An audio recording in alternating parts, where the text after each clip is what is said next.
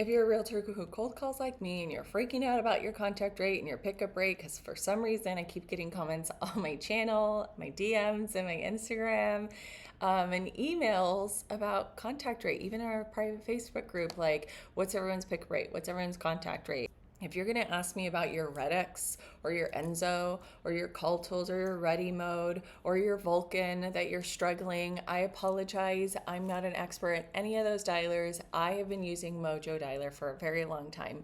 Unfortunately, I don't have an affiliate. They don't sponsor me. This is not an ad, but I can just speak from experience that Mojo Dialer has been absolutely wonderful to me and is exactly how I've been running my business. I'm going to show you my contact rate and my pickup rates, and so many ask. Now, I will say this, my mentor, James Michener, who I've been with since March of 2024, said, as long as your contact rate or your pickup rate is between 5% and 9%, you're great. The highest I've ever had is like 9%. I've never fallen below 5. Let me show you. All right, I've shown this before. I'm going to show it again. So this is for the entire year of 2024, from January 1st to December 31st. My entire average of contact rate was 8.72. You can see that clearly. It would take me 11 calls to get to a contact. I averaged 7 contacts per hour, you guys. That was the year I did 100,000 GCI. 7 contacts per hour. So many people are so gung-ho and fixated, I believe, on the wrong metrics in regard to contacts per hour and contact rate. You do have to realize I circle prospect, which means I speak to everyone. I call everyone in my city and even in the city right above me, just a little bit, Pompano Beach, but primarily just Fort Lauderdale. There's a lot of people that live here. So instead of fixating on just like absentee owners or FSBOs or expires or probate, I felt like I was just limiting myself. So once I realized I can just talk to as many people as possible, these are my numbers. If you want to look at 2025, here we go. 2025 contact rate 7.61. Look at this, 8 contacts per hour. I'm not freaking out about not having 15 an hour or 10 or 12. I'm fine. You know why? Because what I do is I compare my previous numbers to, like kind of like history. You know how since we are realtors, we look at year over year or month over month. That's exactly what I do for my business. So I analyze my data, and you're not going to be able to analyze your data unless you actually have data. So I highly recommend call for 30 days, collect that data, which honestly, I'm showing you my Mojo prospecting dashboard, so it's not even like I have to do anything. I just look at my dashboard. Then I can compare, okay, I've done a second set of 30 days. Now let me look at this set of 30 days and compare it to the previous 30 days, or even do it quarterly. Okay, here's my quarterly. Let me compare it to my previous quarterly. Or here's the beginning of 2024. Let me compare my beginning of 2024 to my beginning of 2025 and so forth. And I know there's so many things going on with a screen calling and the whole iPhone thing, and I know people are freaking out, but I'm not going to freak out. As long as my numbers are somewhat similar to the previous year, then I'm going to keep rocking and rolling and continue to do what I'm doing. So let me show you this year. It's March 2026. So for 3 months, I'm already at 7.19% contact rate, and my contacts per hour has dropped to 6.79. I will say this, when you compare my 2024, this is the difference, actually, I will tell you, because I know my data. In 2024, and really for a whole year and a half, I called lists once. Just once. Massive lists. Let's make up a number, 30,000. And I went through 30,000 people for a year and a half, and I just called them once.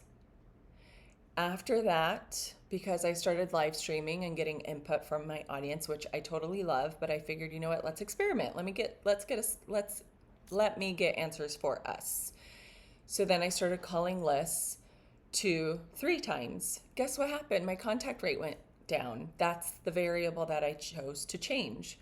So then, since I was calling lists twice, I realized the first time you go through it, you get great leads. The second time you go through it, you do get leads, just not as much leads. And if you call a list a third time, it's like calling expireds where you get 3 contacts per hour. Now in 2026, only a few of you who know me, I've vocalized that I have been experimenting over the last 30 days leaving voicemails. I'm not too fond of my results as far as leaving voicemails. I have still been getting leads, even though I've been called these lists 3 times. But that is also why my contact rate has dropped, because I have voluntarily chosen to take that path. So I'm not too concerned. The screen calling has not affected me. In fact, I'm getting through the screen calling. And then if you're reaching out to me because you have like another dialer, like I said, I can't really speak to that, but what I will say is part of the question has to be with a phone number. So to give you perspective, I've been using Mojo Dialer for years.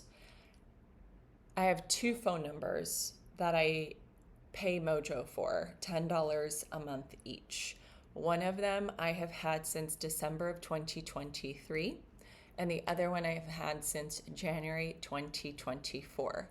They are both whitelisted with Mojo Dialer, and they have not been marked spam. And I've been calling and I've been using those same 2 numbers since Q4 2023 and Q1 of 2024, and we are ending Q1 of 2026 right now. There are some people who have mentioned to me, oh, I got a number with Mojo and it was immediately marked spam. Then in that case, and I know you can always call Mojo's customer service. That's one of the reasons why I also like Mojo Dialer, because their customer service and professionalism is out of this ballpark. So you can call them and they can give you some options. From experience and just other people's experience, I know they'll just delete that number and get a new number, but you definitely want to whitelist it. And I did register the phone number through freecallerregistry.com. That was the only thing I ever did for those 2 phone numbers. I do subscribe to Mojo's triple line dialer, but you have to realize I don't just sit here and rip through on a triple line dialer through these lists and burn these numbers day in, day out. I do subscribe to their triple line, but some days I use the 1 line dial, like when I was doing all the voicemails. I like to switch it up and do the double line. James, my mentor, and I are very fond of the double line dialer. And then sometimes I'll sit here and do the triple line. So I've always changed it up just so that the cell phone companies also realize I am human. I'm not a robot. I'm not dialing 40 different phone numbers every single second.